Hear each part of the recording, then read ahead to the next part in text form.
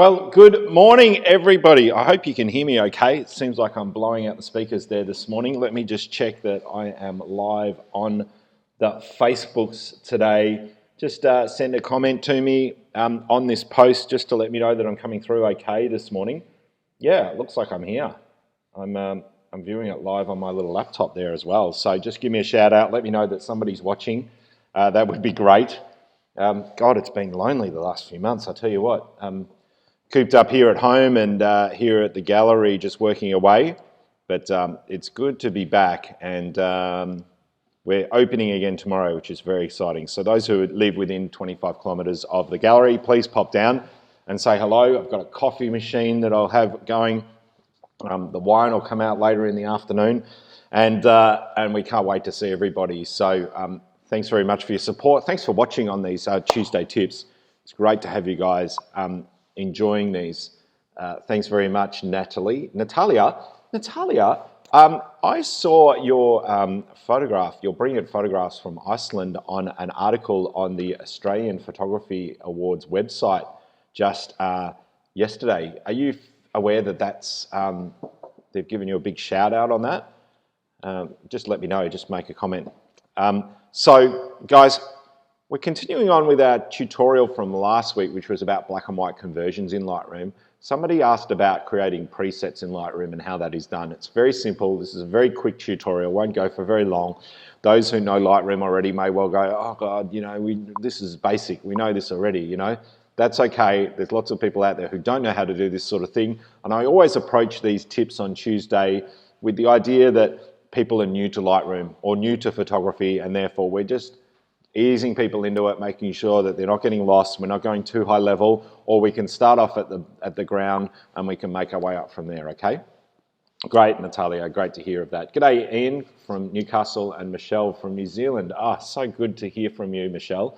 Thanks very much for all your support over the last few months and years as well. Really appreciate everybody who takes the time to comment, particularly on the socials. So thanks, guys. I don't always get the chance to reply, but I really appreciate your support. I see all of those comments and likes.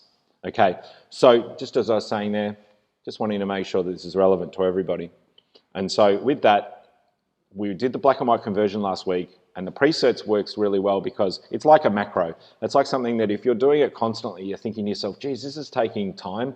I seem to be doing the same thing over and over again. That's where you want to be creating a preset in Lightroom, okay? Now, this is slightly different to synchronizing settings, which can kind of do the same thing, I guess, but this is probably another way for people to perhaps go, yeah, I like that idea of just clicking that button and that does that for me.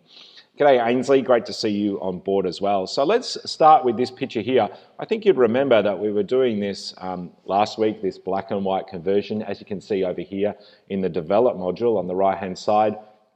The treatment I changed from color to black and white. We added some contrast. We dragged the white slider up to the right. We dragged the black slider down to the left. You know, let's add a little bit of clarity just for argument's sake, just for now. Okay, so let's say you've done that and you go, you know what? I really like this black and white conversion. I could see myself using this often, or at least using this as a base, at least using this as a start to then go, you know, when I do my black and white conversions in the future, I might tweak this a little to obviously suit the photograph, but you might have a whole host of things you've done here on the right-hand side in order to do this conversion. Look, here we've done a bit of black and white mix here as well, where we've adjusted the yellow, green, and aqua. So to go through and fiddly change all of those each time you want to do a black and white conversion, that's going to take time. And time is something that we don't have when we're doing any sort of editing. At the end of the day, I would much prefer you to be doing a good job with your editing, but not spending a whole heap of time on it, because that's taking time away from taking photographs, from learning something else in photography. That's about you know, spending time with your family, etc., etc. I'm all about being efficient when I come to process. Mary will have a good laugh when she hears me about that, because she feels that I'm the most inefficient person out there. Let's just add a little bit more here to just say, did we put a vignette on this? Let's put a vignette on this as well. I'm just going to spec things up a little. Let's say that we always want to do a post-crop vignette on all of our black and whites as well, because we like the idea of darkening the edges to draw the eye into the middle. Okay, so we've done a few things there. Let's say we've done the effects, we've done some black and white mixing here, and we've also in the basic module done that conversion of treatment from color to black and white with some mixes in there. Let's say we love this. This is what we're going to use in future for all our black and whites. So let's go over here to presets. Now you'll only see this when you're in the develop module. You'll see presets here. Okay. Now there's a whole lot in here that Lightroom have loaded up already for you. Okay. Increased contrast, desaturate contrast, black and white conversions just here. You see all these different black and white conversions as well. These are just like we've done over here. These are just a series of steps that Lightroom has put in there to say, well, if you decide that you'd like to have a black and white with low contrast, click on that, and that will change your levels over here to reflect that type of mood. Okay, there's a split tone, there's a sepia tone, etc., etc. So it's just saying, hey, you know, you might not like any of these black and white conversions. You want to create your own. Okay, so we can do that. So we just click on the plus button here, opposite the word preset, click on the word, the plus button, or the plus symbol I should say, and click create preset. Okay, so in here we have this window that pops up. Okay, now up the top here, now do this after you've made the adjustment, by the way. Don't do this before, do this after. Okay, so you've got the picture looking the way you want, and you go, right, I'm going to create that as a preset. And you might say, Tom's black and white conversion. Okay, and then from there, what we also want to do is then start ticking. Let's just check none here. Okay, check none, because it may come up checking all of these, and we don't necessarily want all of these settings over here on the right hand side for the develop module to be included in this. So let's just start ticking the ones that we know that we've adjusted for this black and white conversion. And we know that we've done the treatment and profile, because I showed you over here that we changed the treatment from color to black and white. We also need to do the basic tone adjustments, because we changed the contrast, as I showed you. We changed the white slider, the white clipping slider, as it's noted here. We moved that up to the right. We changed that down, the black clipping down to the left. We did some clarity, so let's add that in. We did the black and white mix over here. Remember, black and white, we did that mix. And then we also did the effects. We did the post-crop vignette, didn't we? Okay, so we did a couple of different things there. We did the treatment and profile. We changed it from color to black and white. We did some adjustments there in the, if we really wanted to get picky, we could just tick those. We did the contrast, the whites and the black clipping sliders. We did some clarity adjustments. There was some adjustments that had been made to the black and white mix, as I indicated over here when I opened that third palette down there. And then we also, in the second last palette here, the effects, we changed the post-crop vignette to add that. Okay, so it must always say process version if you're creating this preset afterwards, because what Lightroom's then doing is it's saying, all right, based on the version that you just processed, I will apply these settings to this preset that you have created. Okay, so click create, and now it appears under the user preset here, Tom's black and white conversion. Okay, so let's just skip out of this for a second.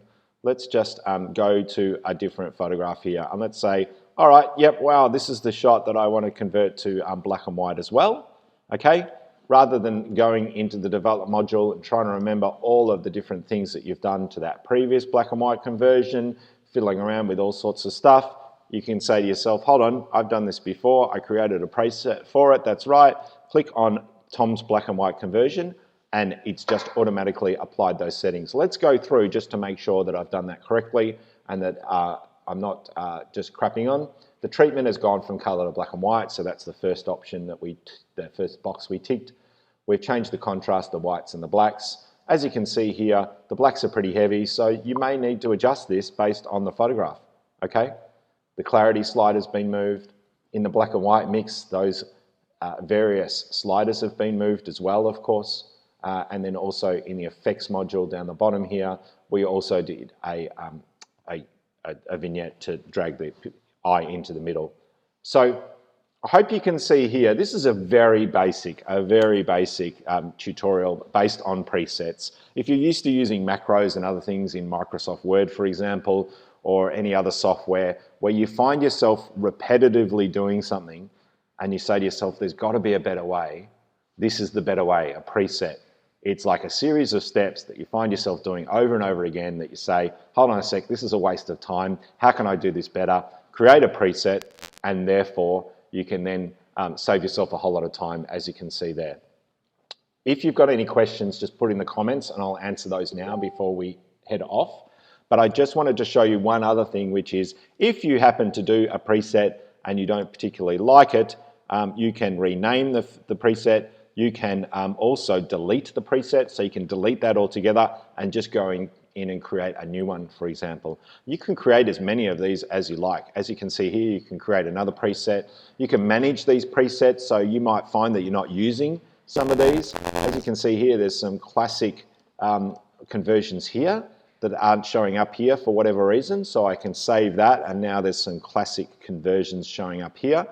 But you could also choose to import some presets. So you may well have bought some Lightroom presets off the internet and you want to import them in here to use. Do that as well.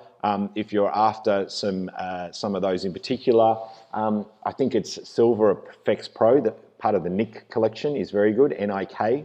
I'll put that in the comments, a link to that in particular. I know that. Yes, now Ian, he's just asking, does this work in Photoshop? The equivalent, I believe, in Photoshop, and I sound a bit vague on this because it's been years since I used Photoshop, really, is what's called an action, okay? An action where you can create that again for yourself. If I was to quickly go into Photoshop and show that to you, let's just close this particular one.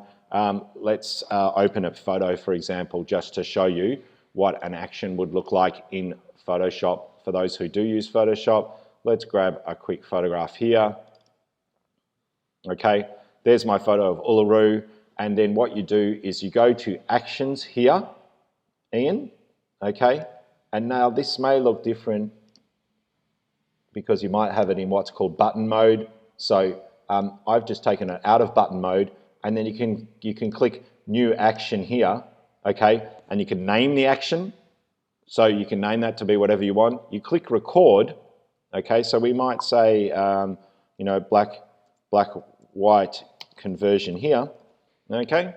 Click, you can put a color to it, so let's call it gray because it's a black and white conversion. You click Record and you see the record button comes up on here down the bottom. Oops, I think it's being hidden by one of my things. Here, the black and the record button is here, okay? Thanks, Ian, for letting me know that that's the correct thing. Every step that I do now, it's basically recording all the actions that I take, all the things that I do, okay? So every step that I take now, okay, in terms of my actions here in Photoshop will be recorded, okay? I click OK on that and you'll see this now, oops, this step has come up here. You see this step has come up here? It's recorded that I've made that black and white conversion there, okay? Once I'm finished with that, I just press stop, okay? I can then change the button mode back to button mode. I can see there that my black and white grey conversion button is there, so that when I open another photograph, for example, Ian, this one here from the Faroe Islands, or sorry, from Iceland, and I want to turn that black and white, I click on the black and white button here in my actions palette, and that's automatically done that conversion to black and white. You can include as many steps as you want in that action, including cropping the picture, saving the picture to a folder, closing the photo, etc. It's the same thing. I hope that makes sense, Ian. They're actions in Photoshop, which is the same really as presets here in Lightroom. If you need more info on either of those, let me know, but a Google search will give you all that information you need.